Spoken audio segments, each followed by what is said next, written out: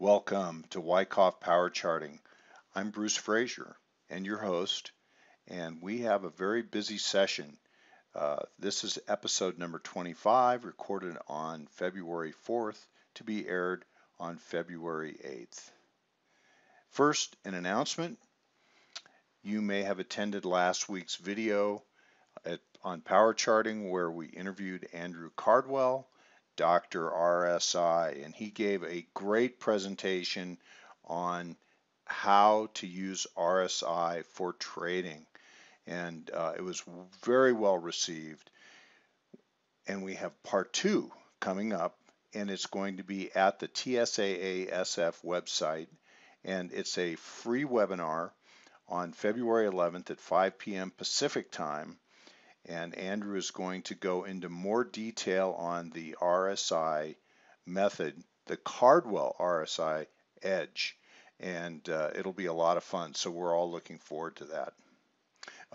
Go to tsaasf.org, register here, and you will be on your way and be able to be part of that wonderful webinar series.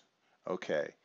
Also, to go back and view power charting episodes, you can go to the YouTube channel and then put in StockCharts.com TV, and you'll go to the StockCharts.com page where all of these great programs, so much good content at this website and in YouTube. And here is power charting.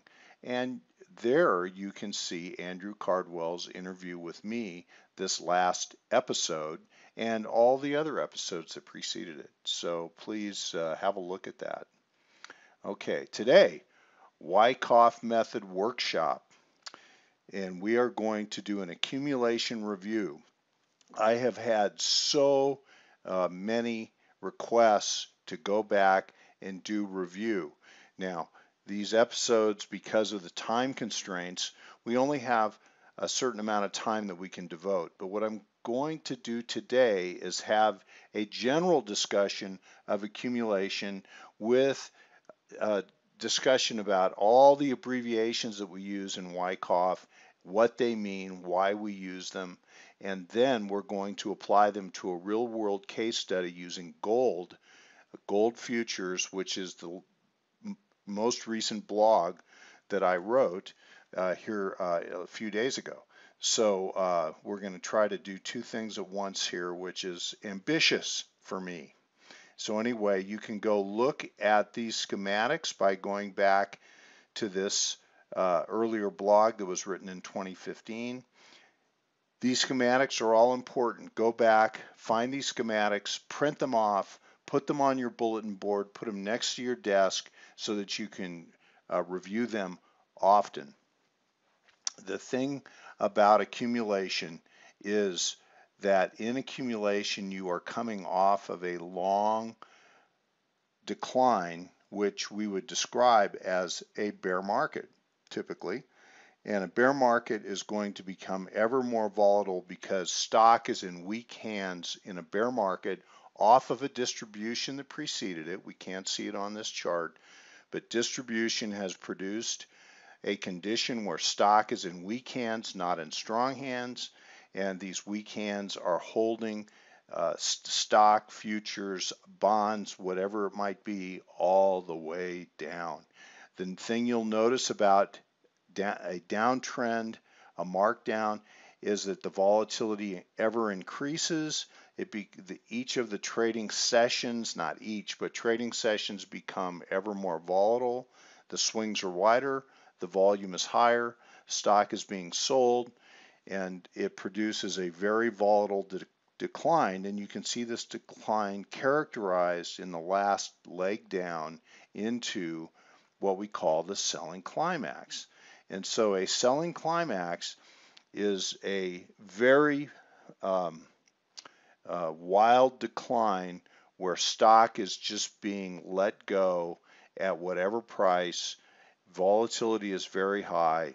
It's a very scary period of time. It's often associated with news, and this news is news that corroborates why the market is going down as fast as it is. We saw this very recently in the decline into the December lows at the end of the year. So that was an example of a selling climax. Then, following a selling climax, the event that occurs that follows that is a very sharp rally. And you can see that this rally, which is called an automatic rally, AR, automatic rally, is a rally that is far greater in its extent of advance, how much it bounces and how quickly it bounces compared to the rally phases or the attempts to rally in the prior downtrend. So here you can see a really sharp rally, but the thing with an automatic rally, it's important because it shows this very important buying is taking place after the selling climax, which shows that there are large informed interests that are buying stock at low prices and putting a floor under the market. And that is what we should conclude from seeing a selling climax in an automatic rally. An automatic rally shows that there's good demand temporarily that can drive prices upward. And so we see selling climax, automatic rally. Now this is a very important thing. The third thing we want to see in this whole episode is a secondary test. Secondary test is right after this automatic rally, we get another big volatile decline. This decline has a lot of volatility in it, but it has an attempt to go back down to the lows. It may get to the lows, it may go through the lows temporarily, but then it turns back up and comes back into the trading range. This is a successful secondary test. Whether it goes lower or closes higher and then turns up, either way, these three events are important. Selling climax, automatic rally, secondary test, because what we do at that point, let's change the color of our deal here, and let's see if this works. Okay, so now we draw support under the lowest low of the selling climax, and we draw resistance at the highest point of the automatic rally. This becomes the range in which the accumulation that is going to occur, and maybe redistribution for another move down. We don't know yet. We're going to study this very closely. But as we see this happening, we're going to see support underneath, resistance above, and price is going to spend its time bouncing around between these two extremes, sometimes going below the low of the support area, sometimes climbing above the resistance of the resistance area, but always temporarily with a return back into the trading range itself. Our job as Wyckofians is to study the price action between support and resistance and to attempt to determine a change in the behavior of price as we're going through time, which shows that either accumulation is forming, meaning that stock is going into strong hands, or distribution, redistribution is forming for another move down. The thing that we see is that volatility will generally diminish in an accumulation area if accumulation or absorption of stock is taking place. Now the phenomenon at hand here is that stock is being absorbed by what we call the composite operator. This is a fictitious character, but what it is it's a combination of all the really super smart people managing large sums of money that would want to buy this stock or this index, commodity, whatever we're looking at, and wants to do it carefully and stealthily. This is what puts support under the market, is large interests like this systematically buying stock in this accumulation area, and they're doing it very, very well. They're doing it very stealthily. They'll tend to buy on weakness on the way down towards support, and they will not tend to buy on the way up in the rally up to resistance. So back down to support, The composite operator will not run themselves up and out of the accumulation area by buying stock too aggressively on the way up. What they will do is they will tend to check their buying, and they may actually do a little bit of selling up here at the resistance area to check the advance. Thereafter, as the market goes back down again, they will buy more stock, and they will try to buy in the bottom part of the accumulation range and do this as long as possible. Remember, they have a lot of stock to buy. They're absorbing the shares, and they're absorbing these shares for a very large move upward. And they are very patient in their buying.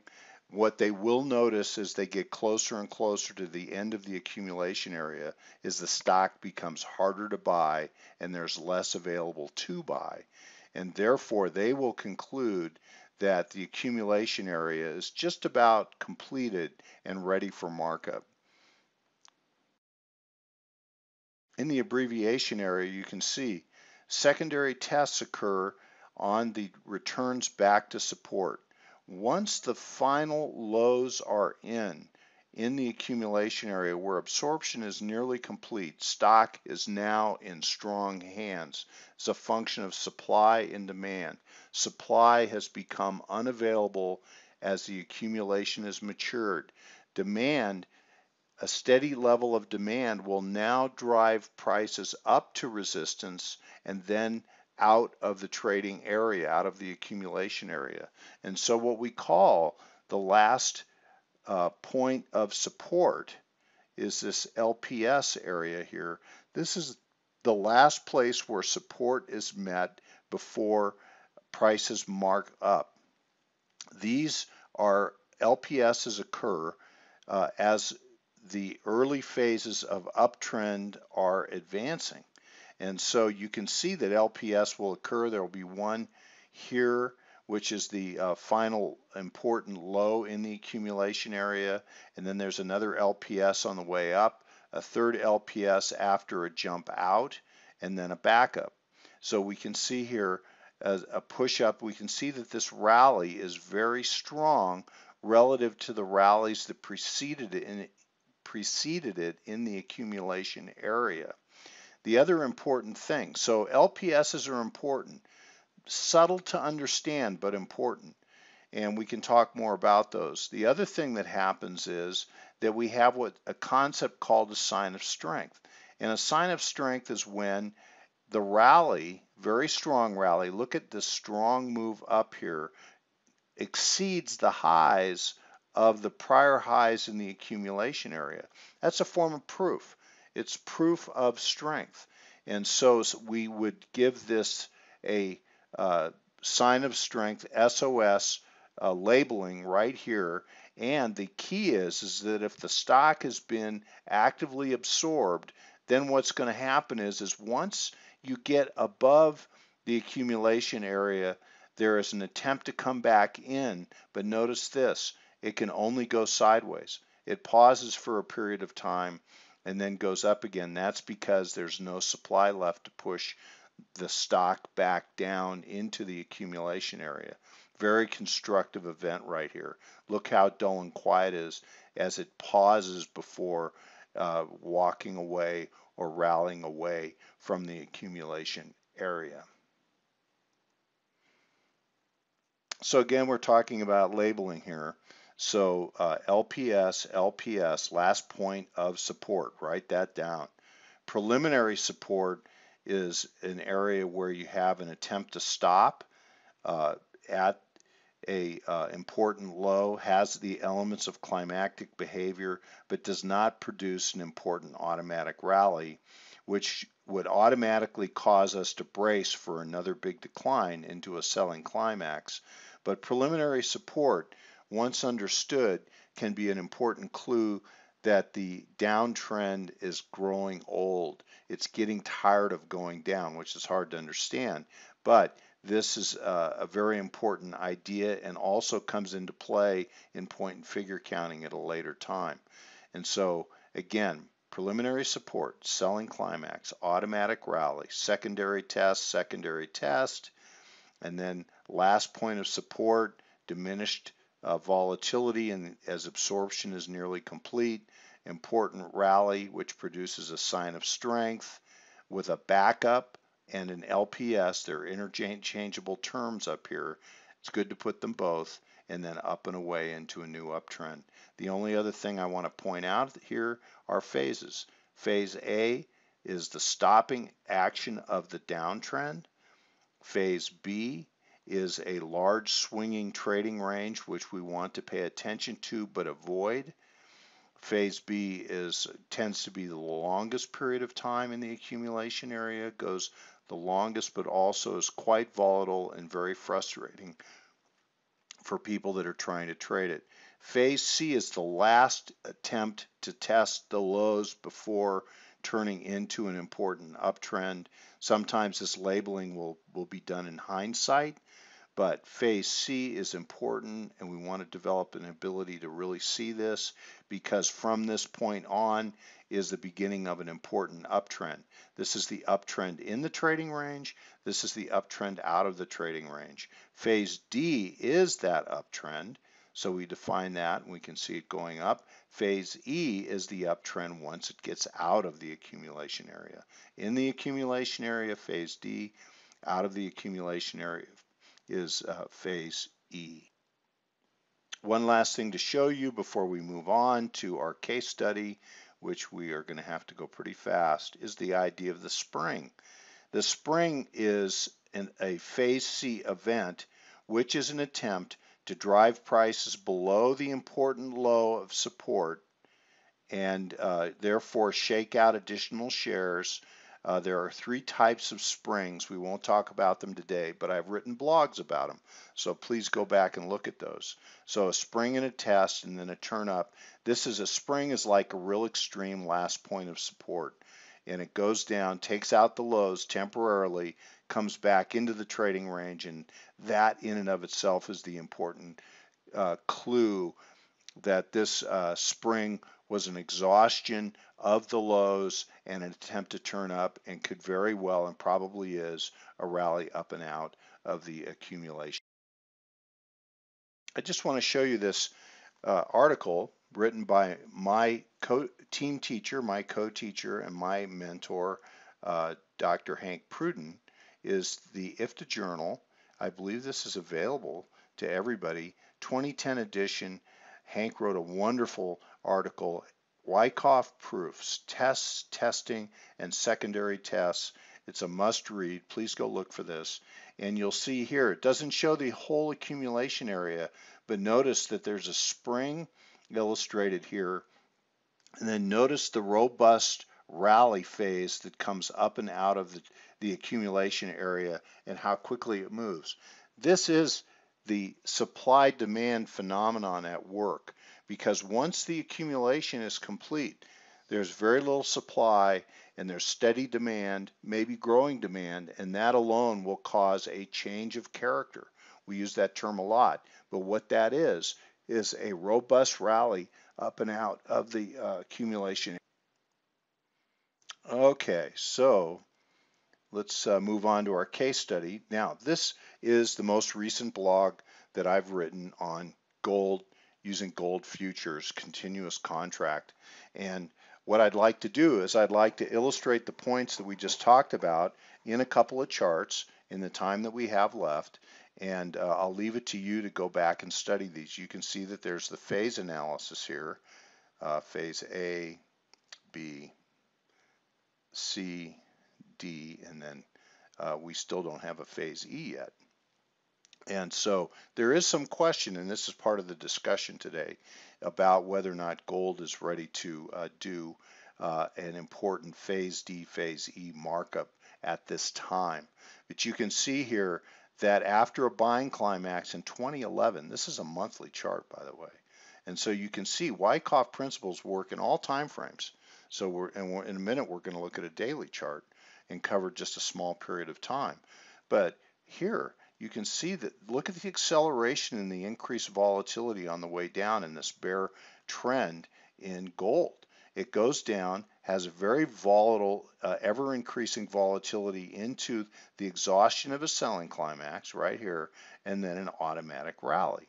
And so you can see we drew support under the selling climax, we drew resistance above the automatic rally, then we looked for a secondary test, which we got, and then another secondary test which took out the support area. That happens regularly and often. And then look what happens is that we have a very steep spring type action in phase C, where it goes down and spends 6-7 months underneath support on this very big structure, and then turns back up into it, which is a very important event.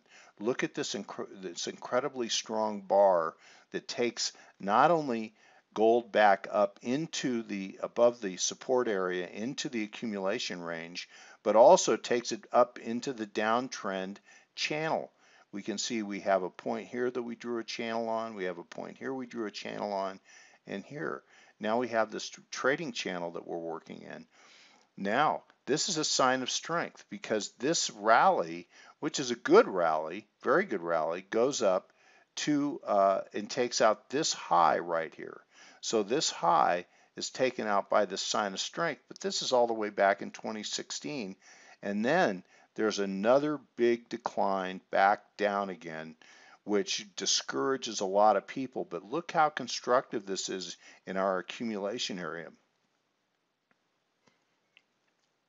This produces this decline, which has accelerating characteristics in it. You can see it, look at it get ever more volatile, down to support. It goes right to support, slightly through it, and slightly through the downtrend channel, and then produces a tail and comes back up in again. And so this we're going to tentatively label a last point of support, because it's a higher low than the shakeout low, holds the support area, and we are going to watch the nature of the rally that comes after. And me, to be honest, I was expecting that there would be an attempt to go up to resistance here. Didn't happen. And so it went up to the downtrend channel, went right to it, touched it here, and then, and this is a pretty good rally. Look how long sustainably this gold rally is from the LPS upward. This is impressive. This is a good rally, but it's not the kind of rally that we would expect to see at the conclusion of an accumulation area. I want you to keep in mind this area right here, where the rally goes up to the downtrending supply line, which is the solid line that's been drawn all the way back from the first point, 2011, 2012. And this area here we're going to look at on a daily chart and show how Wyckoff works in multiple time frames, large, small, and in between. And so also let's notice that we have here 1, 2, 3, 4, 5, 6 months with lower closes off of the touch of this supply line. Down it goes to the support area. Look at these tails. These two bars have tails which show that there was an attempt to rally off of support and could not go down and stay underneath it. And so this is an area where we might consider an area of good support, a potential area to do some accumulating with the CO, because we think it's possible that the first LPS is in over here. And so I wrote a blog in August of 18, please go look at it, on this bar right here, which showed the tail, an attempt to rally, stayed above support, and there's some other reasons in the daily chart that also we found encouraging at the time, tentatively labeling this a last point of support too. And so we're still in the downtrend. And the concern that we have is that we see this rally upward towards resistance. Well, look where gold price is right now. It's right on the supply line. It could spend some time there. These are monthly bars, so it could spend some time consolidating here. But if it's truly a new, well-absorbed accumulation area and there is very little supply available, it may be difficult for gold to stay down here, and it may go right to the resistance area. So we have some charts to look at that might be able to help us with this, but we have to be on our toes right here because markets can do anything, and it could very well be that gold wants to come back down and have another test. But if it's, look at how good these and robust these bars are going up. They look quite good. And so getting up to the resistance area would be very constructive. This distribution area is the area that we looked at in the prior monthly chart, and on the daily, look at how well formed this distribution area is. It's really quite a classic. It's a discussion for another day, and I promise that we'll do a workshop on distribution, but it is one to study, so please take some time with this. And notice here this big downtrend. Downtrend goes on and on and on. This is that period of time that we saw the month after month after month on the monthly chart of just down bars. And so now notice how this accumulation process works even on the daily as it does on the monthly.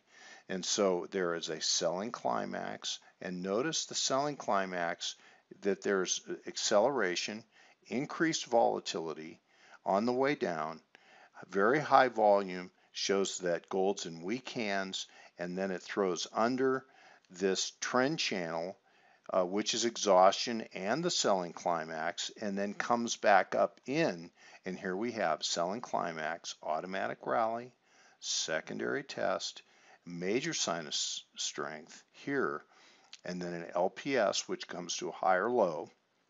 This is the last important low in this accumulation area. Notice something very unique about this accumulation, and that is that it's very aggressively being bought, higher lows all the way through. So there's no ability of gold to be able to get down to the support area. It stays up in the upper half. It has a good rally, robust rally up and out, comes back in, stays in the top half, and then look at this rally. This is a very high quality rally. Look at the volatility on the way up. Really good bullish bars. Volume is high. And now here's our 7-year downtrend line. And the 7-year downtrend line is just taken out after one attempt to touch. It pauses here. Remember that idea of a backup or an LPS. This is almost like an LPS where it attempts to come back, but it is unable to get anything going to the downside, and then boom, takes off. It's about time to go. Last thing I'll show you is this point and figure chart. This is a daily point and figure, one box reversal, so this is strictly swing trading. And you can see here distribution count hits the climax lows perfectly, and then an accumulation count that goes right up to the area of the resistance line. Thank you all, and we'll see you next time. Thanks for coming to Power Chart.